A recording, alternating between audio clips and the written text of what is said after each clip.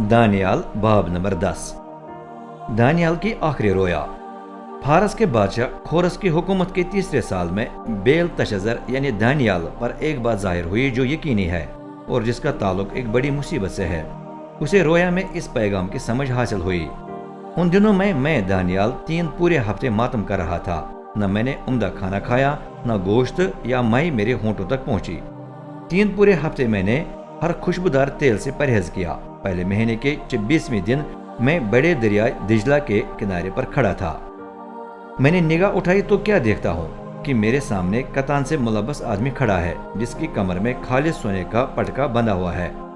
उसका जिस्म पखरा जैसा था, उसका चेहरा आसमानी बिजली की तरह चमक रहा था और उसकी आंखें भड़कती मशालों की मानद थी। उसके बाजू और पांवों चमकते हुए पीतल की तरह दमक रहे थे। बोलते वक्त यूं लग रहा था कि बड़ा हुजूम शोर मचा रहा है। सिर्फ मैं दानियाल ने ये रोया देखी। मेरे साथियों ने उसे न देखा, तो भी अचानक उन पर इतनी दहशत तारी हुई कि वो भागकर छुप गए। चुनांचे मैं अकेला ही रह गया, लेकिन ये अजीम रोया देखकर मेरी सारी ताकत जाती रही। मेरे चेहरे का रंग मांद पड़ गया और मैं बेबस हुआ। फिर वो बोलने लगा। उसे सुनते ही मैं मुंह के बल गिरकर मदहोश हालत में जमीन पर पड़ा रहा।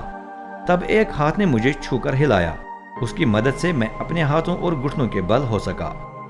वो आदमी बोला, ए दानियाल, तू खुदा के नजदीक बहुत गहरा कदर है। जो बातें मैं तुझसे करूंगा उन पर गौर कर, खड़ा हो जा, क्योंकि इस वक्त मुझे तेरे ही पास भेजा गया है। तब मैं थरथराते हुए खड़ा हो गया। उसने अपनी बात जारी रखी, ए दानियाल, मत डरना। जब से तूने समझ हासिल करने और अपने खुदा के सामने झुकने का पूरा इरादा कर रखा है, उसी दिन से तेरी सुनी गई है। मैं तेरी दुआओं के जवाब में आ गया हूँ। लेकिन फारसी बादशाही का सरदार 21 दिन तक मेरे रास्ते में खड़ा रहा। फिर मीकाईल, जो खुदा के सरदार फरिश्तों में से एक है, मेरी मदद करने आया और मेरी जान फारसी बादशाही के उस सरदार के साथ लड़ने से छूट गई। मैं तुझे वो कुछ सुनाने को आया हूँ जो आखिरी दिनों में तेरी कौम को पेश आएगा, क्योंकि रोया का ताल्लुक आने वाले वक्त से है। जब वो मेरे साथ ये बातें कर रहा था तो मैं खामोशी से नीचे जमीन की तरफ देखता रहा। फिर जो आदमी सा लग रहा था उसने मेरे होंठों को छू दिया और मैं मुंह खोलकर बोलने लगा।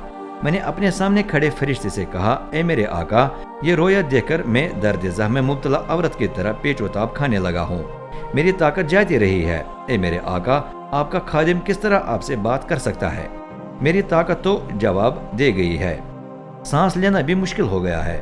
जो आदमी सा लग रहा था उसने मुझे एक बार फिर छूकर तकवीत दी और बोला, ए तू जो खुदा की नजर में गहरा कदर है, मत डरना, तेरी सलामती हो, हौसला रख, मजबूत हो जा। जो ही उसने मुझसे बात की मुझे तकवीत मिली और मैं बोला, अब मेरे आका बात करें, क्योंकि आपने मुझे तकवीत दी है। उसने कहा, क्या तू मेरे आने का मकसद जानता है? जल्द ही मैं दोबारा फारस के सरदार से लड़ने चला जाऊंगा और उससे निपटने के बाद यूनान का सरदार आएगा। लेकिन पहले मैं तेरे सामने वो कुछ बयान करता हूँ जो सच्चाई की किताब में लिखा है। इन सरदारों से लड़ने में मेरी मदद कोई नहीं करता सिवाय तुम्हारे सरदार फरिश्ते मीकाईल।